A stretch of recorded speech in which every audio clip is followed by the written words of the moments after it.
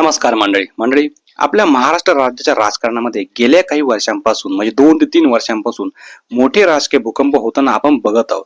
त्यामुळे आता काही गोष्ट झाली तर आपल्याला ती काही एवढी मोठी गोष्ट वाटत नाहीत. म्हणजे असं म्हणावं लागेल ती कॉमन गोष्ट आपल्यासाठी म्हणावी लागेल. म्हणजे सर्वात प्रथम जी गोष्ट झाली 2 ते 3 वर्षांपूर्वी तर ती म्हणजे शिवसेनेमध्ये फूट पडली. एकनाथ शिंदे बाहेर आले व त्यांनी स्वतंत्र शिवसेना स्थापन केली. त्यानंतर ते भाजप सोबत जॉईन झाले व त्यानंतर एकनाथ शिंदे महाराष्ट्र राज्याचे मुख्यमंत्री झाले.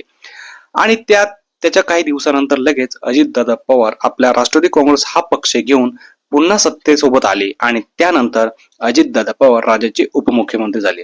या अशा 2 ते 3 गोष्टी घडल्या आणि त्यानंतर या सर्व गोष्टींचा कालावधी गेला. त्यानंतर विधानसभा लागली. विधानसभा लागल्यानंतर महायुतीचं सरकार लागलं. त्यानंतर आता ज्या स्थानिक स्वराज्य संस्थांच्या निवडणुका लागल्या त्या निवडणुकांमध्ये आपण जर बघितलं असेल तर बघा तर खूप मोठ्या प्रमाणामध्ये पक्षांतर झालं.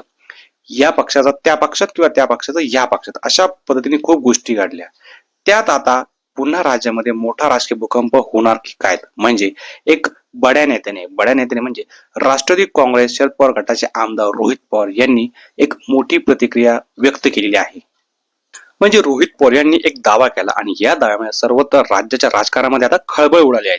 त्यांनी असं सांगितलं, बारामध्ये बोलताना मध्ये ते असे म्हणाले की भाजपच्या संपर्कामध्ये जवळजवळ एकनाथ शिंदे यांचे 40 आमदार आहेत आणि हे लवकरच भाजपमध्ये जाण्याची दाट शक्यता आहेत.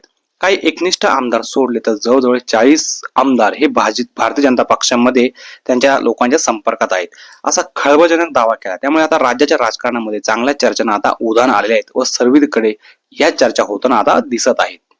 तसेच त्यांनी इतरही काही मुद्द्यांवरती आपलं भाषण केलं किंवा भाष्य केलं. ते असं म्हणाले की अजितदादा जाऊन जवळजवळ 4 महिने झाले आहेत. दादा व आमची एकच भूमिका होती आणि ही भूमिका म्हणजे राष्ट्रवादी विलीनीकरणाची भूमिका. ती शेवटच्या टप्प्यात आली होती. मात्र दादा गेले आणि ती चर्चा तिथेच थांबली.